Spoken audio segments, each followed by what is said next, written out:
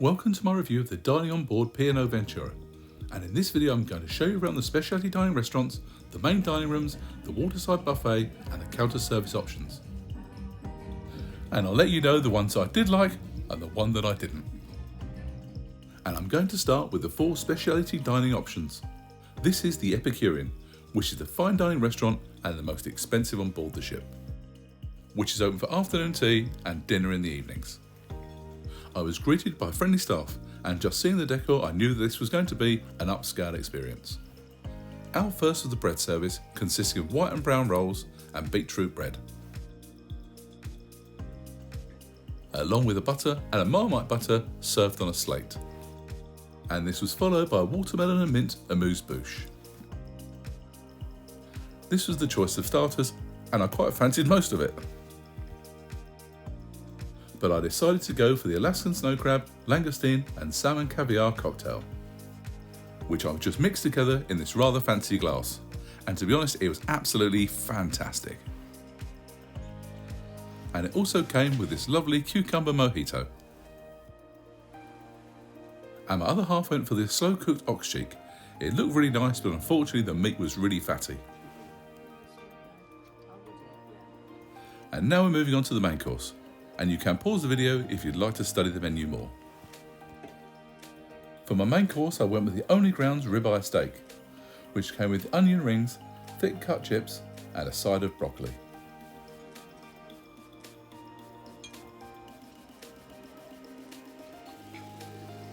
I like my steaks cooked medium, and this was perfect.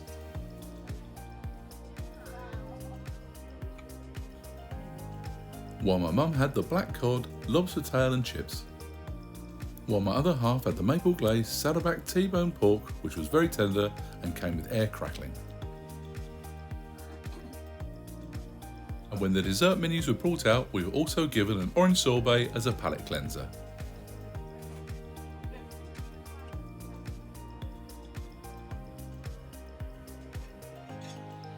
The star of the show for dessert was the crepe Suzette, which was flambéed at the table.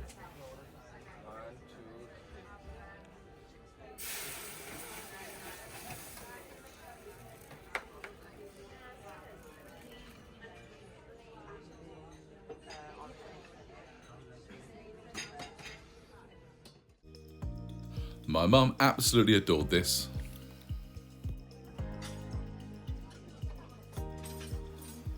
I decided to go for the Belgian chocolate Jaffa cake with dulce de leche ice cream, while my other half had this wonderfully presented lemon meringue tart.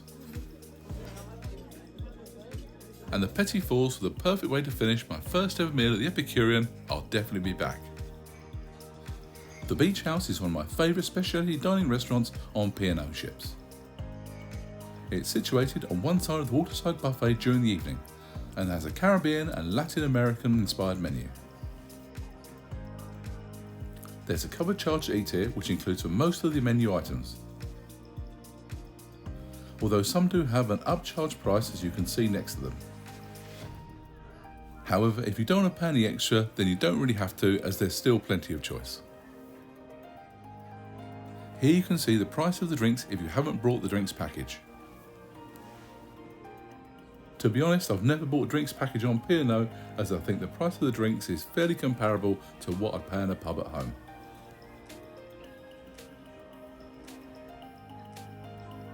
And they also offer some perfect on-theme cocktails.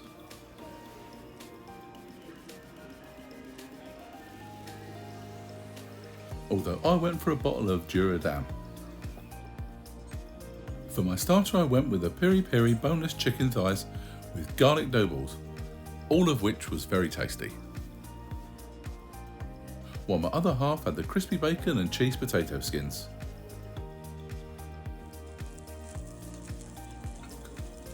And for my main course I just had to go for the 10-ounce beef fillet on a lava rock.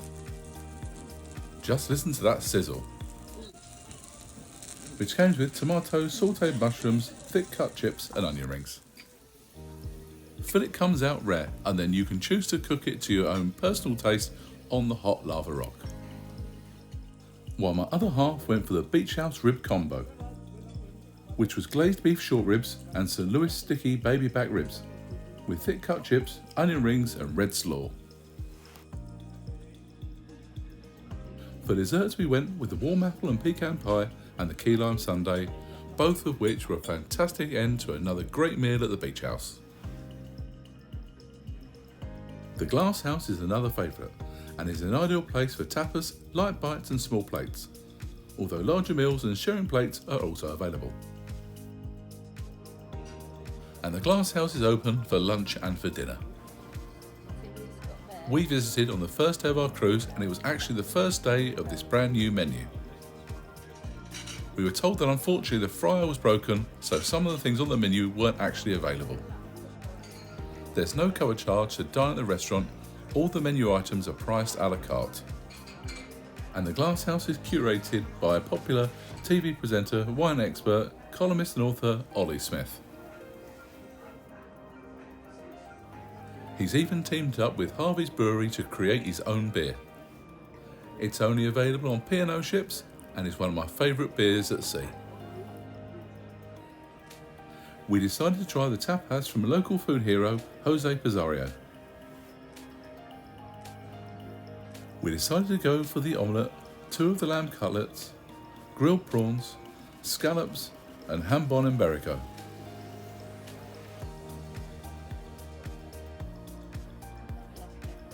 While my mum went for 3 of the beef sliders, but sadly no chips. The lamb cutlet and grilled prawns were both very succulent, while the jambon iberico on the tomato bread was delicious.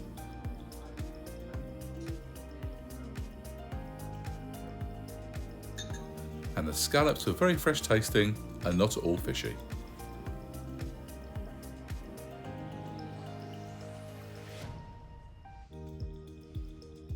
Synu is the final specialty dining restaurant.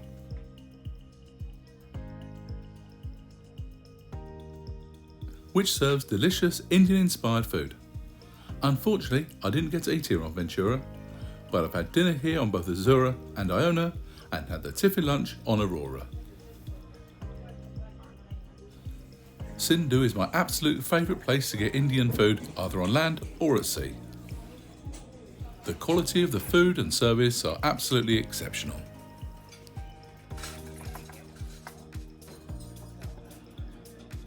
And I can't wait to show you more of the tiffin lunch on my upcoming Aurora dining review video. Now I'm going to move on to the main dining rooms, which are complimentary with your cruise fare. Saffron and Cinnamon restaurants offer freedom dining, where you can eat whenever and with whomever you like each evening. And you can either join the virtual queue on the P&O My Holiday app or just rock up and wait to be seated. And there's formal club dining at the Bay Tree restaurant, where you eat at the same table with the same people each evening. But regardless of which restaurant you dine in, the menus are all the same. Breakfast in the main dining rooms is something I really enjoy on P&O. Here you can choose your own continental breakfast, with fruit juices, yoghurt, a wide selection of cereals, fruit, pastries and bread, and some healthy options too. There's the classic P&O Cruises breakfast, and you can choose your own hot items and a choice of eggs. And I do recommend the Eggs Benedict. There are teas, coffees and hot chocolates available, and toast is brought to your table. On this occasion I started off with a couple of croissants and a bagel, along with a glass of fresh orange juice. I went for the P&O Cruises breakfast on this particular morning with back bacon, Cumberland sausage, poached egg, hash browns and a tomato, with extra baked beans, mushrooms and fried potatoes that I don't actually remember ordering. The bacon bagel was definitely a winner. And something I really like doing on a sea day is going to the main dining room for lunch. Here the menu has an express lunch if you can't wait to get back to the pool, along with sandwiches, lighter options and small plates, plus larger meals for those with a more substantial appetite. There was also a wine selection and a choice of dessert.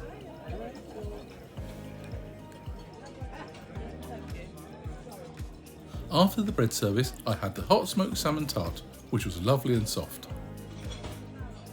If you see this on your menu, I highly recommend you choose this.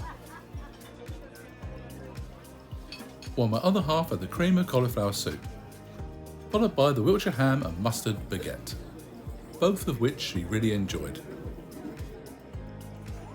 The chicken tikka masala with saffron rice and naan bread was fine, but obviously not the quality of Synu. And the masala sauce itself was a little bit runny. The roasted pineapple and the chilled peach melba were both excellent choices to finish the meal. Celebration night on P&O is usually the second night of your cruise.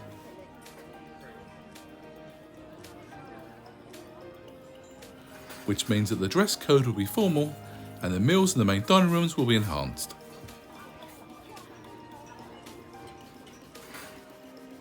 And as it was celebration night, I decided to splash out and order a bottle of wine. For starters, I went with a honey glazed ham hock terrine, pineapple ketchup, pea puree, edamame and crisp bread. It was absolutely lovely. While my other half had the French onion soup gratiné. I had seen that beef Wellington was on the menu on previous sailings with P&O, but today was the day that I was going to try it. Came with broccoli, honey roasted root vegetables and dolphin mashed potatoes. It really didn't disappoint. While my other half had the roasted pork fillet with the steamed cabbage parcel. Followed by the trifle Wally Lad, which is one of Marco Pierre White's signature desserts. For dessert, I went with a cheese plate, which to be fair could have been called the cracker plate because there really wasn't a lot of cheese. But to be fair, it was quite nice. And the meal was finished off with some petit fours. While the celebration night menu is an upscale event, this is a typical meal in the main dining rooms. Overall, I find there's a good choice of dishes in the main dining rooms and the food itself is very good. Even better than some other cruise lines I could mention. I'm looking at you, Royal Caribbean. We both had the soup. The tomato was delicious and the leek and potato soup was just so creamy. I do like having soup on a ship and Disney Cruise Line has the best.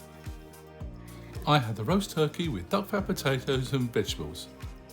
And there was so much turkey, none of which was dry, which is a sign of a poor chef. This was probably my favourite main course.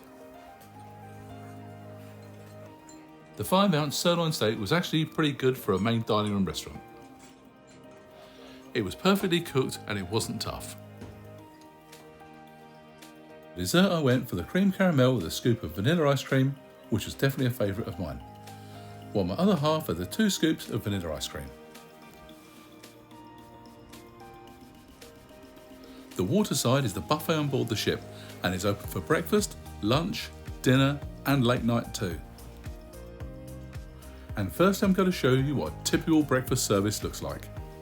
Firstly, there's bread, rolls and butter. And then there's fried eggs, baked beans, of which some have actually escaped, sausages, bacon, scrambled eggs, potato balls and yet more sausages. And this is where you'll find the toast, pancakes and croissants.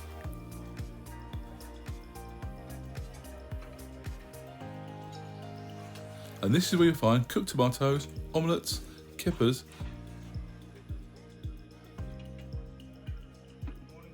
and shakshuka, which is egg poached in tomatoes,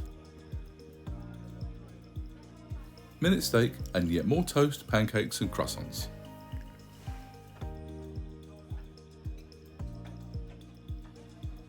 If cereal is more your thing, then there's a good choice here with Weetabix, shredded wheat, Frosties, Rice Krispies and crunchy nut cornflakes. And there's also tomato juice, fresh fruit salad and a selection of melon. And there's also some cold meats and cheeses too. And this is where you'll find whole fruits, muffins, pain au chocolat, Danish pastries, ice buns and more muffins. And this is what I chose. It's perfectly fine, but I'll describe it as Wetherspoon standard. And I didn't think that the scrambled eggs was even that good. But to be honest, the real problem is that the buffet itself is just far too small, which unfortunately means you're likely to be stood outside of the buffet waiting to get in. And once you do finally get inside, you won't be blessed with lots of choice. And to show you how small it is, I'm going to walk on the outside of the whole of the buffet. And while there is the same on the opposite side of the ship, as you can see, it's just way too small. So this is what they're offering for lunch. There's rolls, butter and cornbread, and mashed and roasted veg. There was also roast lamb here too. And here's the seafood salad, fish, and sliced salami, beef, pork and ham.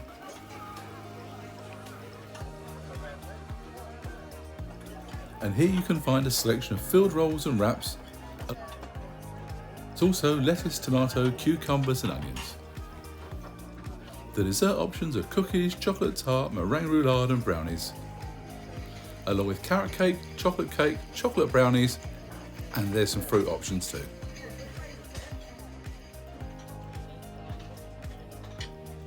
I ended up with a prawn sandwich, some ham and lamb roast.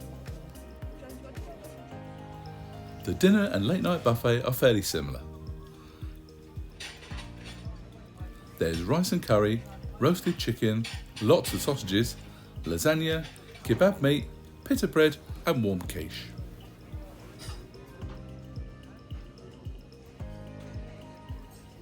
There's a selection of filled rolls along with melon, cucumber, tomatoes, lettuce and cold meat.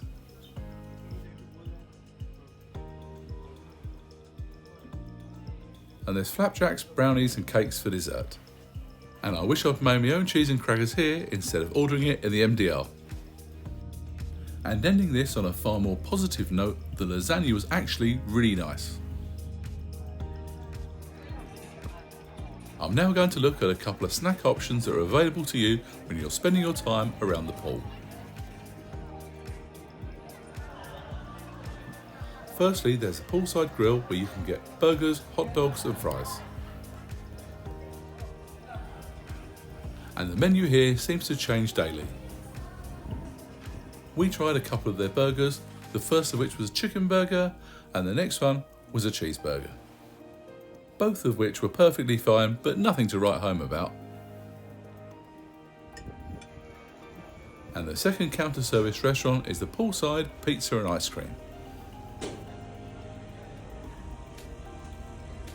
You can actually see the pizzas being made in front of you and the selection changes throughout the day.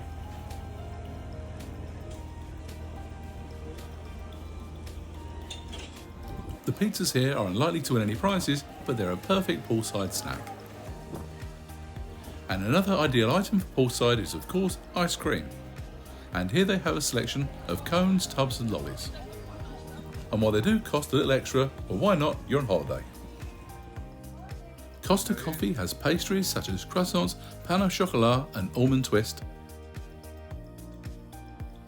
along with muffins, brownies and cookies. And these are complimentary when you purchase a coffee, tea or other drink. And the crew here were really friendly. And you? There's a room service menu should you wish to dine in your cabin. And while the continental breakfast is free, there's a small upcharge for the other items. You can order cold items such as baguettes, wraps and sandwiches, along with small and large meals, side dishes and even plates to share. And you can also order wine and spirits by the bowl, plus juices, soft drinks, beers and cider. If you'd like to have breakfast, all you have to do is fill in the card and leave it outside of your cabin door before 10 PM. For me, there's something quite special on a sea day to have your breakfast delivered and then eat it outside of your balcony watching the world go by. This is without doubt one of my favourite things to do while cruising. If you've enjoyed this video, please give it a thumbs up, and if you haven't done so already, please consider subscribing with the notification bell on.